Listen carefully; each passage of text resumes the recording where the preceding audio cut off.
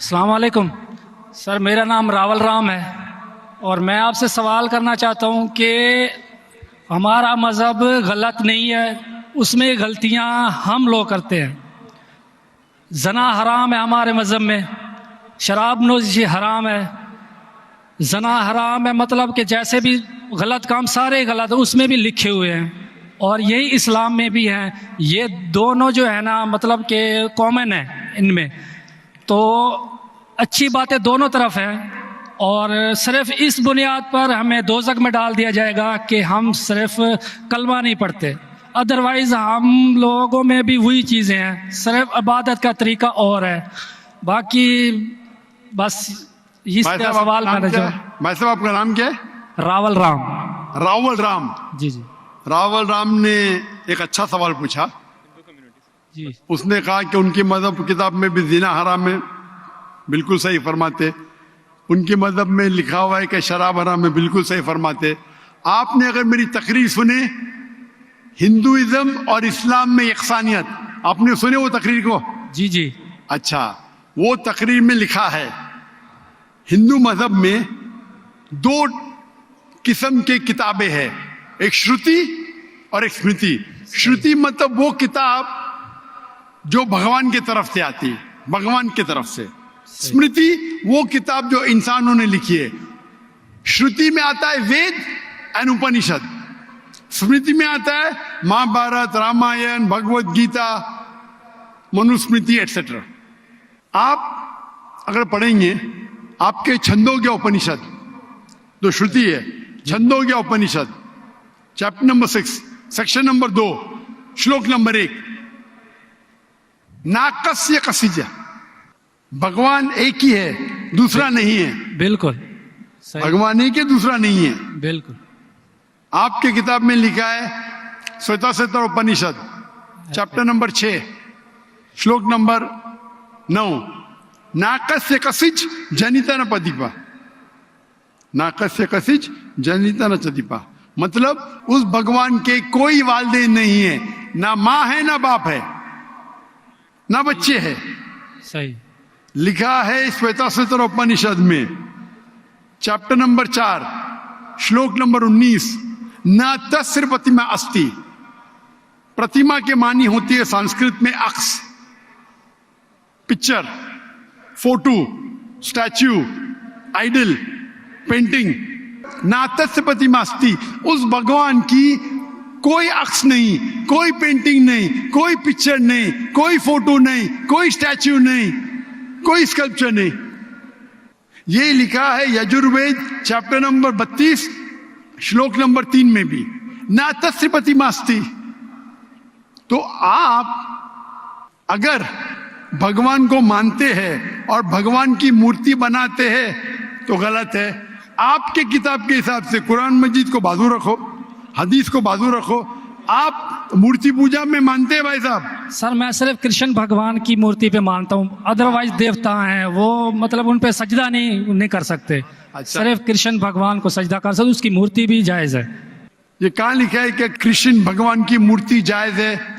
किधर लिखा है? वो सर मेरे हिसाब से वो खुदा है हमारा, इसलिए। बराबर, हमारे हिसाब से मैं भी अल्लाह में मानता हूँ, लेकिन अल्लाह की मूर्ति नहीं बना सके वो ही अल्लाह में मानता हूँ। अगर अल्लाह की मूर्ति बना सके तो वो अल्लाह ही नहीं है। वलम यकुल लहु कुफुवन अहद। नारे तकबीर। भाई साहब भाई साहब भाई भाई भाई हमारे गैर मुसलमान भाई मुझसे सवाल पूछ रहे। तकबीर अच्छी बात है, लेकिन अभी सवाल जवाब हो रहा है, तो मेरी दरख्वास्त है कि जब गैर मुसलमान भाई पूछते तो उन्हें डरने लगना चाहिए। उन्हें लगना चाहिए कि आपस में हम भाईचारा है। सही। उनको डरने लगना चाहिए। डरते नहीं माशाल्लाह, लेकिन आप ऐसा मत करो कि वो डर जाए। नहीं नहीं बराबर ना? तो आप डरिए मत भाई साहब, ये खाली तकबीर कह रहे। नहीं सर। तो हमारे हिसाब से जी जी। जिस की मूर्ति बना सके वो अल्लाह ही नहीं, और ये वेद में भी लिखेला है। आप इस्कॉन में मानते हैं सर वो तस्वर है, वो हमें भी पता है कि उसमें खुदा नहीं है, वो एक तस्वर है। हमारे इसमें खुदा का तस्वुर करते मूर्ति बनाए तो गलत है। तो यही मैं कहता हूं, आप अपनी किताब का अमल नहीं कर रहे, आप अपनी किताब का सही अमल करेंगे तो आप भी जन्नत में जाएंगे। सही बात है, बिल्कुल। तो कुरान हम में नहीं क्या करते ना, हम सुनिए, अपना मजहब पे सुनिए, सुनिए, मतलब फॉलो नहीं करते सही सुनिए, तरीके सुनिए। से। जी जी मेरा फॉर्मूला बहुत इजी है। सही। कुरान मजीद में लिखा है सूरह इमरान में सूरह नंबर 3 आयत नंबर 64 में, तालौ इला कलिमतिन सवाइम बैना बैनकुम, आओ हम उस बात की तरफ जो आप और हम में यकसा है। सही। अपन आज माने जो आप और हम में यकसा है, कम से कम उस पर तो अमल करे। मेरा फॉर्मूला यूनिवर्सल है, पूरा भाईचारा है। मैं कहता हूं भाई बाइबल को लेके आओ, वेद को लेके आओ, कुरान को लेके आओ। वेद काफी बड़ी है, जी जी। बाइबल कुरान से 3 गुना बड़ा है। हम आज वादा करें कि जो यकसा है कम से कम उस पर तो अमल करे। जो यकसा नहीं उसको साइड पे रखेंगे, कल बहस करेंगे। जो यकसा उस पर तो अमल करे। बाइबल में लिखा है, वेद में लिखा है, खुदा है कि खुदा का अक्स नहीं। अगर आप खुदा का अक्स बनाते तो आप वेद के खिलाफ जाते। सिर्फ कृष्ण का बनाओ तो भी गलत है। सर वो भगवत गीता में लिखा है इसलिए। आप भगवत गीता स्मृति है, भगवत गीता महाभारत का हिस्सा है, सही क्या नहीं? सही। तो महाभारत एक स्मृति है, स्मृति श्रुति के खिलाफ नहीं जा सकती है। अगर स्मृति और श्रुति में टकराव है तो हम श्रुति को मानेंगे, स्मृति को नहीं। वेद और उपनिषद सबसे ऊपर है। सही।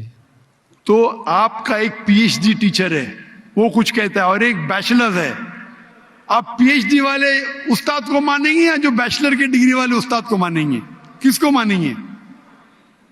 कौन से उस्ताद को मानेंगे? PhD sir. पीएचडी। तो आपका पीएचडी वेद है। सही।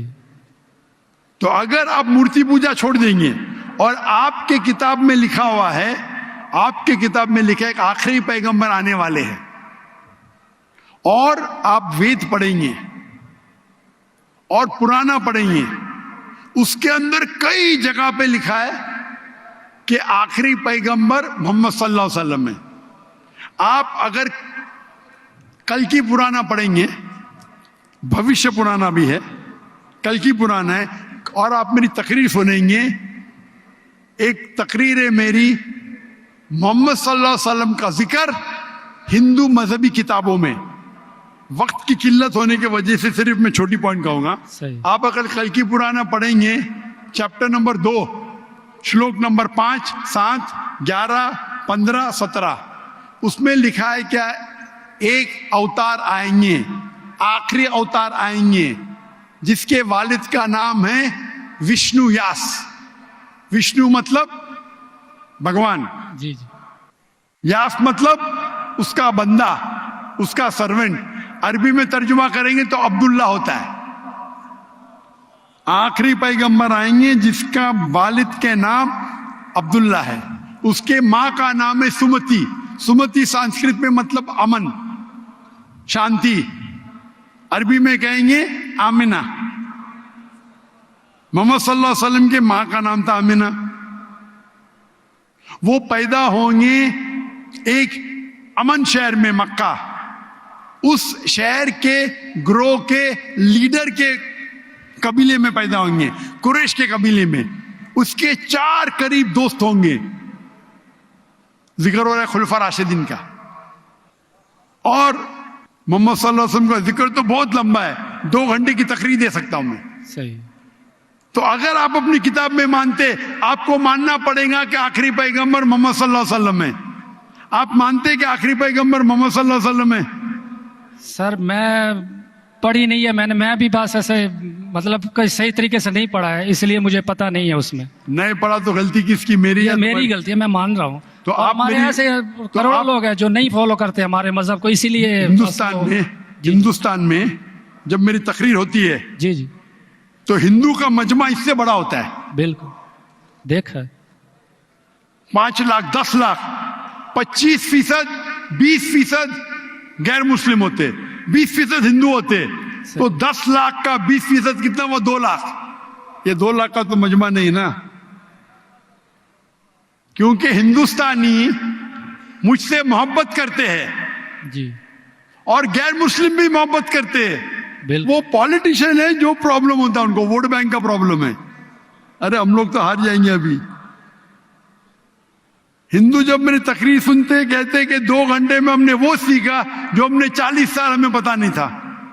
सही। अभी जो मैं हवाला दिया, रेफरेंस के साथ आपकी किताब का हवाला दिया, तो आप अगर सच्चे हिंदू है तो आपको मानना पड़ेगा कि एक भगवान है, उस भगवान की मूर्ति नहीं है, उसके आखिरी पैगंबर मोहम्मद सल्लल्लाहु अलैहि वसल्लम है। तो आप अपने किताब पे अमल करेंगे जी करूँगा। और जो चीज यकसा है कम से कम उस पर तो अमल करो। जो टकराव है वो बाद में, मैं जानता हूं, मैंने तकरीर की है, इसमें लिखा है कि हिंदू मजहबी किताब में लिखेला है शराब पीना हराम है, कुरान में लिखेला है। सही आपकी मजहबी किताब में यह भी लिखा है कि सुअर का गोश्त खाना हराम है। सही। और आपकी किताब कुरान से सख्त है, उसमें लिखा है कि अगर आप सुअर का गोश्त बेचेंगे तो उल्टे पैर और उल्टे हाथ काटना चाहिए। ये किधर हदीस में नहीं लिखेला है, ना कुरान में लिखेला। आपकी मजहबी किताब मनुस्मृति में लिखा हुआ है कि आप उल्टे हाथ और उल्टे पैर काटो अगर वो सुअर का गोश्त बेचता है तो। सही। तो अगर आप सही हिंदू है, आपकी मजहबी किताब पढ़ो। आपकी मजहबी किताब में लिखा हुआ है कि आखिरी पैगंबर आएंगे और आखिरी पैगाम देंगे। आखिरी पैगंबर मोहम्मद सल्लल्लाहु अलैहि वसल्लम है और आखिरी पैगाम है कुरान मजीद। सही। तो अगर आप सच्चे हिंदू हैं तो आपको कुरान मजीद और मोहम्मद सल्लल्लाहु अलैहि वसल्लम की बात मानना पड़ेगा। आप देखेंगे हिंदुस्तान में हजारों की तादाद में हिंदू इस्लाम कबूल किए। अल्लाह हिदायत दिया, मेरे वजह से ने, अल्लाह ने उन्हें हिदायत दिया कि मेरे तकरीर के बाद कई लोग, चाहे मजमे में चाहे घर पे, अल्लाह उन्हें हिदायत दे रहा है। मैं आपसे पूछना चाहता हूं, आप मानते हैं कि अल्लाह के आखिरी नबी मोहम्मद सल्लल्लाहु अलैहि वसल्लम है? सर मैंने अभी देखना है, जाकर पढ़नी है किताब, तो अगर उसमें है तो ठीक है, सही बात है। तो मेरी आपसे दरखास्त है कि आप मेरा वीडियो कैसेट जी हिंदुइज्म और इस्लाम में यकसानियत देखिए, जी। और उसको देखने के बाद अगर कोई सवाल है तो मुझसे पूछिए। अगर आपको यकीन आता है तो हक है, तो मैं आपको दावत देता हूं कि हक का पैगाम को एक्सेप्ट करो और इंशाअल्लाह ये आपके लिए राह नजात बनेंगी इंशाअल्लाह।